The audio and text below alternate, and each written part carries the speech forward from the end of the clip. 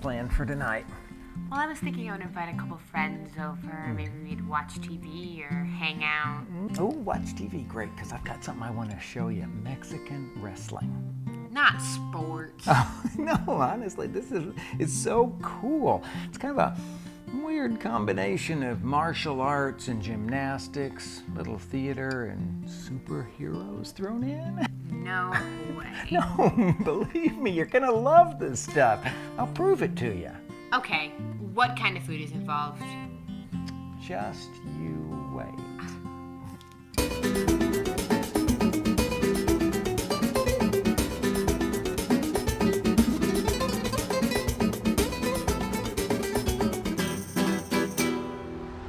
Lucha Libre. Maybe you've heard of it. Maybe you've even seen it on TV. You know, Mexican wrestling, the guys in the masks and the whole outfit, but to tell you the truth, if you think that it's just a Mexican version of the American WWE, well, you've got a big surprise in store for you. Now, let's just start with the words, Lucha Libre. It's a direct translation from English, free fighting. And, well, in a way, it sort of did come from the United States. But, well, the story goes like this, and I have to say that in Mexico it's become its own cultural phenomenon that goes way beyond the ring. So back in the 30s, there was this guy, Cyclone McKee, who was an American wrestler that was working here in Mexico. And he wasn't very popular at all, but he got this bright idea that he could get his bootmaker to make a mask for him, a whole head mask. And the thing was way too small, and, well, it was just totally weird, but he wore it anyway. And, well, after a few months, it had completely shaped to his head, and it totally freaked out his opponents and really got under the skin of the spectators as well. But guess what? Right here, me permite la máscara? This is that mask. I mean, right here, you're looking at an icon of Mexican history. And this little piece of leather craftsmanship started a whole new wrestling match. Muchas gracias, señor. Now, the thing is that the mask had amazing power, and soon all the luchadores, all the wrestlers were wearing them, and they became more and more fantastical, and the wrestlers started taking on personalities that had magical properties and surrounding themselves with all kinds of myths and legends, to the point that, well, at the height, if a wrestler's mask was ripped off during a match, well, it wasn't just match over. I mean, it was career over. That wrestler couldn't wrestle as that personality ever again.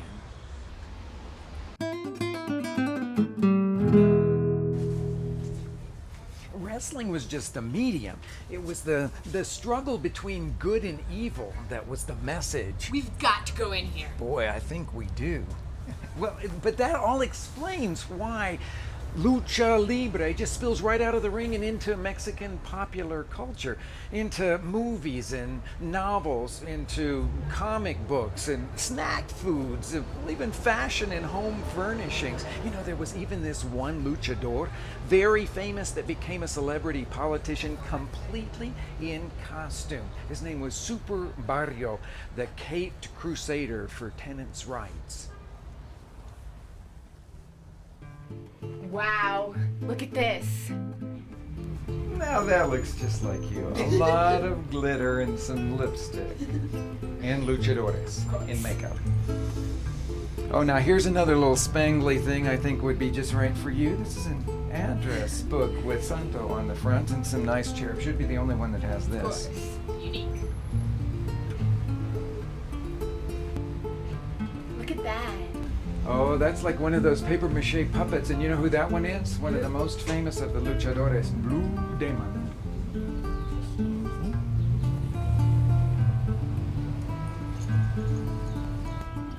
Wow, you're gonna love this. What's that?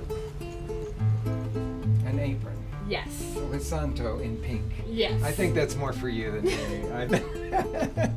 These guys are Mexico's superheroes, completely surrounded by mystery whose identity is never revealed. This is the most famous of all the luchadores. This is Santo, El Santo. He was even buried with his mask on.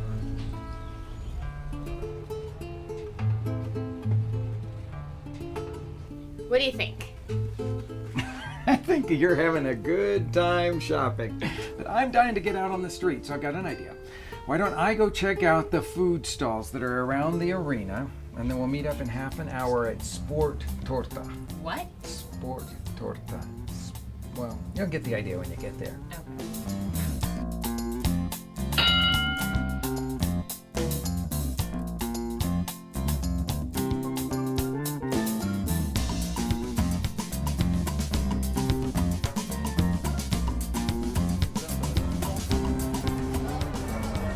So you can find all your action heroes. This is my favorite, Santo.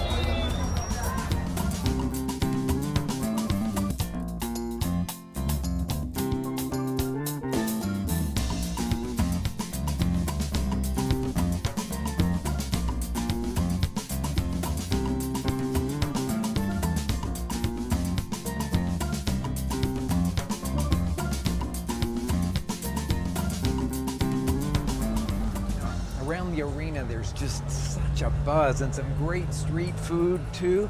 ¿De qué son los tacos, señor? De cabeza de res. De cabeza de res. These are the beef head tacos. Dame dos, por favor.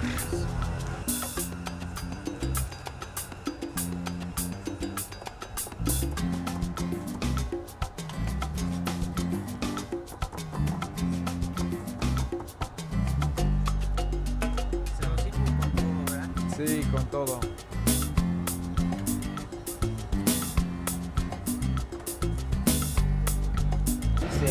Famosos los tacos.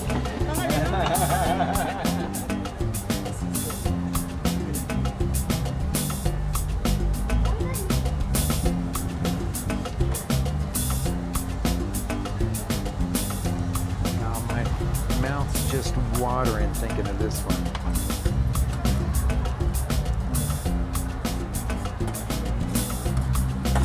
Good and spicy. Just perfect for the wrestling match. Wow. Let's go check the rest of it out.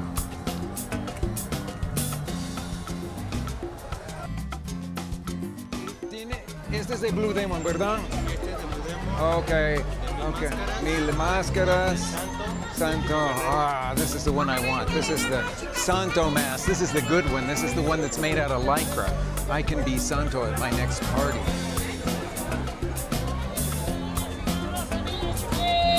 This is what I wanted to find. This is all these different kinds of nuts. Son habas, ¿verdad, señora? Y pepitas.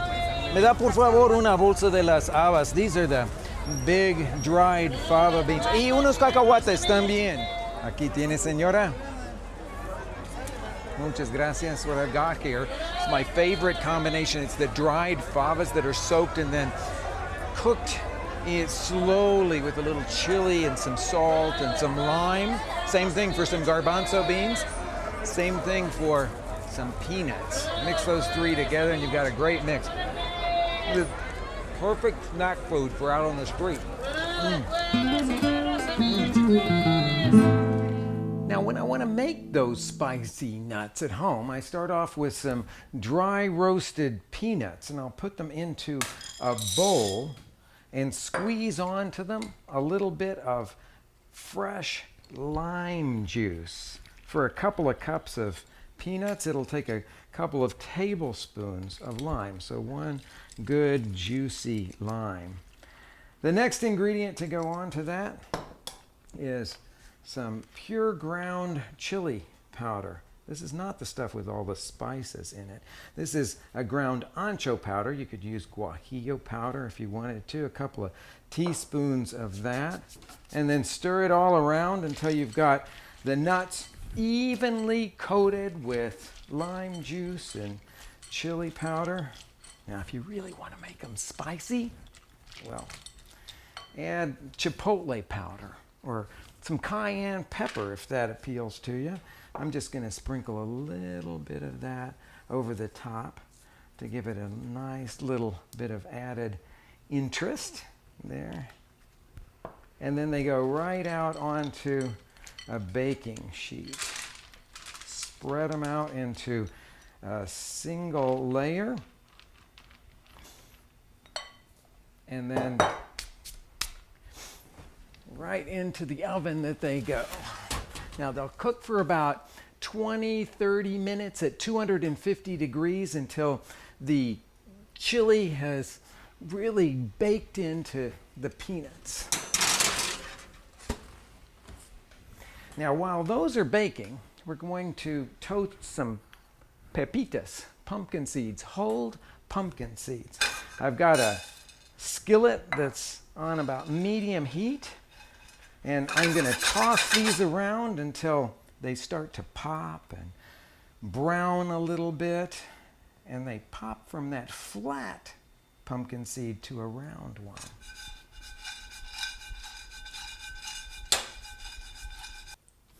Now, the nuts have all cooled off now. Just take a look at these pumpkin seeds here. See how they've popped up from flat to roundish, and they've browned a little bit? And then I'm going to spread them out all over the peanuts. Toss all of that around. Salt it well. I'm going to put about a teaspoon of salt over the top of it. These are salty snacks, of course. Toss all of that together. And then put them into a serving dish. Now that'll be all spicy and nice, fun food, but well, you know what? I'm not sure it's going to be over the top enough to go with Lucha Libre.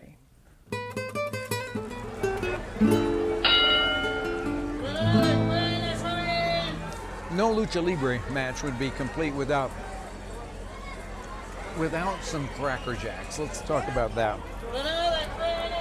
That's what these things are, as far as I'm concerned. This is Alegrías. It's made from puffed amaranth seeds. Super nutritious, but who cares at this kind of a place? They're stuck together with a little honey syrup and have some raisins and nuts in them. Break off a bite of that, and that'll certainly remind you of popcorn with a little caramel on the outside. Same thing goes here for these palanquetas, or it's sort of like peanut brittle, just stuck together with the barest hint of caramel there.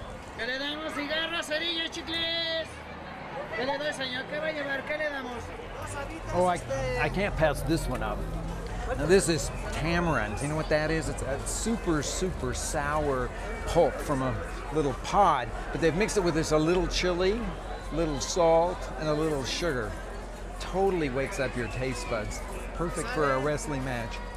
¿A cómo el tamarindo, señor? 5 pesos. Aquí. Sí. 2 limoncitos por ahí. A ver, amigo, por favor. Aquí tiene. She was buying some of these pumpkin seeds, 2 different varieties of them over here. Muchas gracias, señor. Corona de escuela, cigarros, semillas, chicles, chocolates. Corona de escuela, cigarros, semillas, chicles.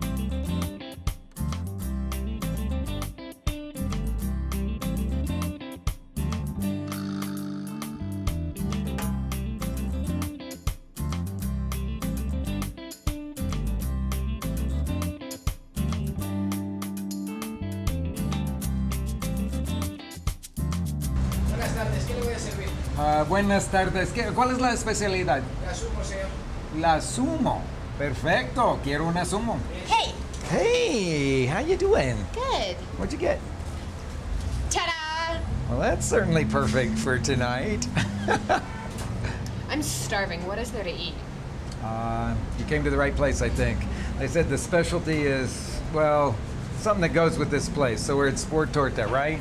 See all those signed photographs of the futbolistas, the soccer players there? Well, they got all these tortas that are named after different kinds of athletes. And, well, ours isn't exactly named after an athlete. It's called La Sumo, a different kind of a wrestler. But I think we might be in for something good. Well, let's see what he's doing here. Let's watch the preparation. Looks like he's cutting a bun. I'm not sure why he's cutting the ends off of it, or why he's got 3 buns over there. Now that looks like ham, Queso fresco, fresh cheese. Yellow cheese? I hope he's making tortas for more than just us.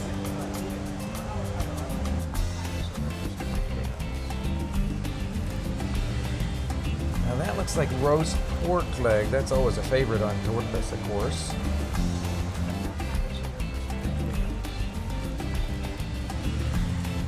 And then chorizo.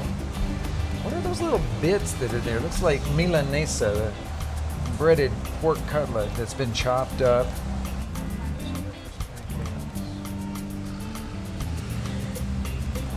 Some kind of melting cheese is going on top of that.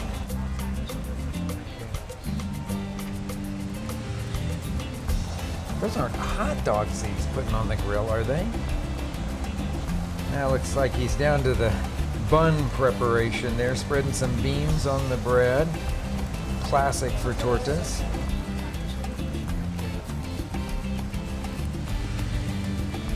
Now the avocado. Wow, that looks like chipotles in adobo, like he's chopped them all up and spread that on. This is going to be smoky and hot and sweet.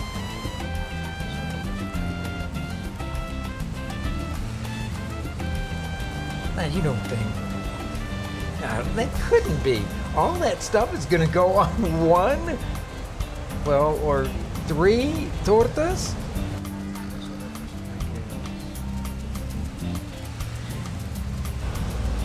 Whoa, look at the dexterity of that. Now it's all toasted together on the griddle.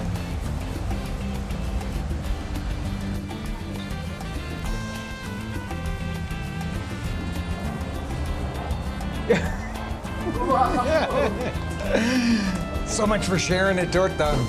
Dig in. Okay.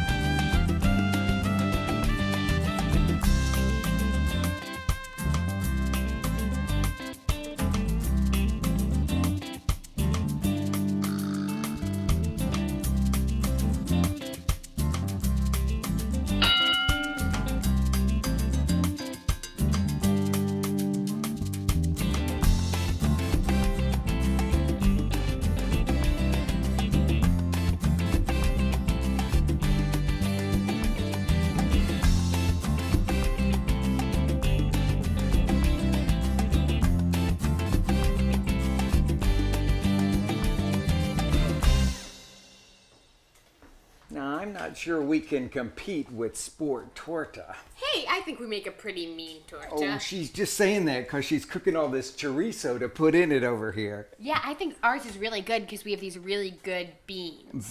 Beans with lots of chorizo. She's been cooking this stuff for about 10 minutes over here to get it completely cooked. And these beans are really easy because all you do is cook down the chorizo and then dump in the cans of beans. 2 cans of already cooked beans. Now, while she's mashing those beans, let's talk bread for a torta. In Mexico, they use the teleras, the little 3-humped sort of flat buns, or sometimes they'll use the rounder, crisper bolillos.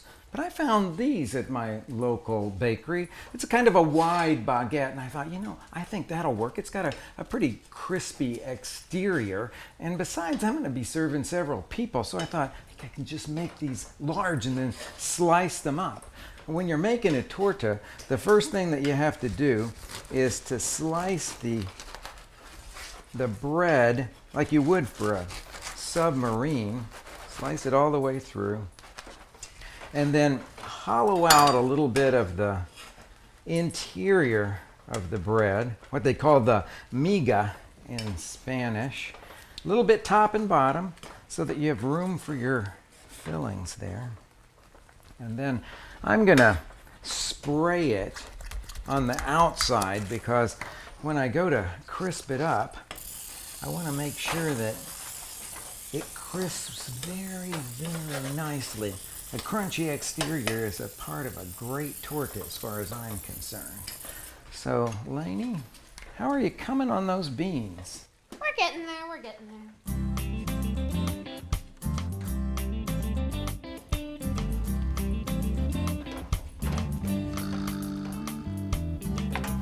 These beans have thickened up nicely, and I'm gonna put a couple of spoonfuls right down the middle of our prepared bread.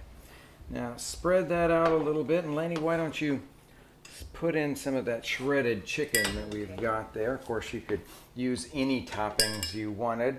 A little leftover roast beef, maybe some roast pork or some ham would be good in there. Put the top of it on here. And then I'm going to slide it into the George Foreman grill. That seems appropriate for this day, and let it crisp. Now, of course, in Mexico, they do most of this just on a griddle, flipping it back and forth. But we're going to use this grill sort of like a panini machine. Now, it'll take 5 minutes or so for it to crisp up in there, and while that's happening, we'll prepare all of the fresh garnishes that are going to go on top. It looks all crispy and warm through. I'm going to put some avocado slices on here. Okay. Okay with you? You Yeah. like avocado slices? Yeah. Well, why don't you put on some tomato? Wait, I don't like tomatoes. Well, at least put some on my part of it, okay? Fine. And then, how about some of that cheese, the Mexican queso fresco? You know what this stuff is, don't you? It's the kind of cheese that usually we crumble up and sprinkle it over an antojito, a little snack, but you can also slice it. It's not a melting cheese at all, so you put it on with all the fresh stuff. How about some salsa or hot sauce? I want Lane? tamasula. Tamasula. How about some cilantro? Would you like some? Okay. You can kind of sprinkle them over the top. Now I'm getting really, really hungry. Yeah. Well, there's our sandwich. I Yeah. guess we're going to divide this up. But I think now we better make some for your friends.